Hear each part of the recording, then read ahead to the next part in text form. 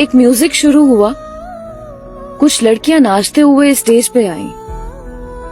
Music बजने लगा, फिर एक कयामत मुझ पे गुजरी।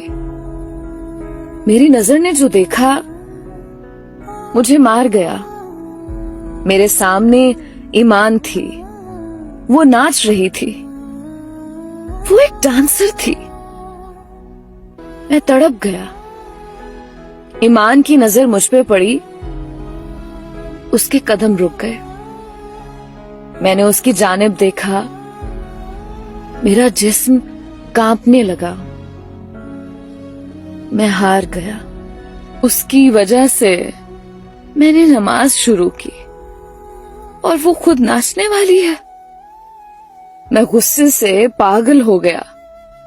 वो स्टेज से उतरी, मेरे पास आई, कुछ कहने लगी। मैंने जनाटेदार थप्पड़ मार दिया उसे। वो कुछ कहती, मैंने एक और थप्पड़ मार दिया। उसकी नजर झुक गई। मैंने उसे धक्का दिया। सब हमारी तरफ देख रहे थे। सब हैरान थे, ये क्या हुआ है। ईमान वहीं बैठ गई, बाहों में सर रखकर रोने लगी। मैं इग्नोर करके चला गया। घर गया, बहुत बहुत परेशान था। नफरत सी हो गई थी ईमान से। उस पे गुस्सा था। सारी रात तड़पता रहा। दोस्त हैरान थे, क्या हुआ। मैं 2 दिन ड्यूटी पे ना गया। फिर जब अस्पताल गया, मैं मरीज चेक कर रहा था। एक लड़की मेरे पास आई। डॉक्टर साहब, आपसे बात करनी है। मैंने हां में सर हिलाया। डॉक्टर साहब, ईमान। मैंने ईमान का नाम सुना, चिल्लाने लगा, उसका नाम ना लो।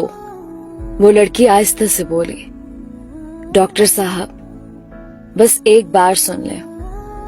वो बेचारी हालात से हारी हुई है।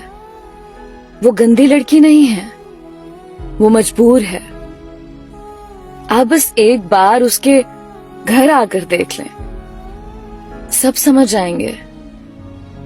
एक बात कहूं डॉक्टर साहब, वो आपसे बहुत प्यार करती है, लेकिन खुद को आपके काबिल नहीं समझती थी। हर वक्त आपकी बातें करती रहती थी, हर वक्त आपका जिक्र करती। एक बात बताऊं, वो बहुत अच्छी है, प्लीज उसे संभाल लें। वो थक गई है जिंदगी से लड़ते लड़ते। उसकी मां कैंसर की मरीजा है, बहनें छोटी हैं, स्कूल पढ़ती हैं। वो इज्जत से जीना चाहती थी, लेकिन जमाना उसे नोच खाना चाहा था।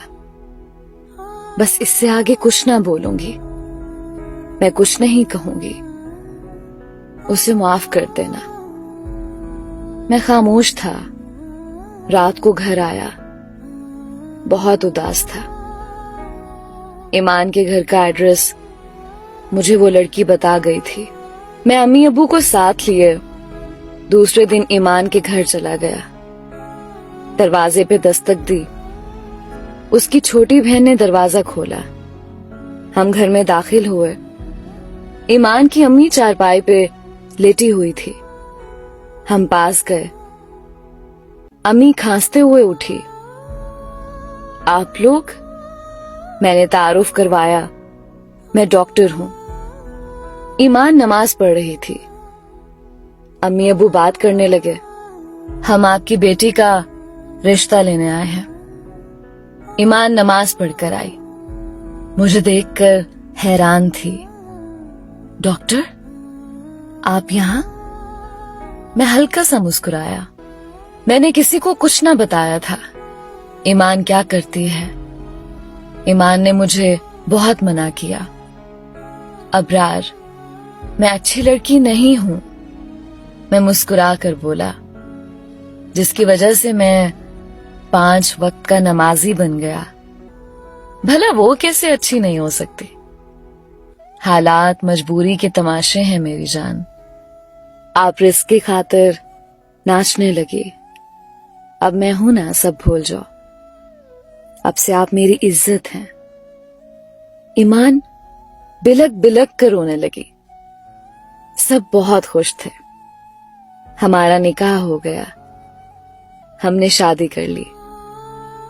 ये था तो नामुमकिन, लेकिन एक सच्चा मर्द हमेशा औरत की इज्जत का मुहाफिज बनता है। शायद मैंने भी वही किया। मैंने कभी किसी को नहीं बताया। ईमान नाचने वाली थी, उसके हालात और वक्त ने उसे डांसर बनाया था।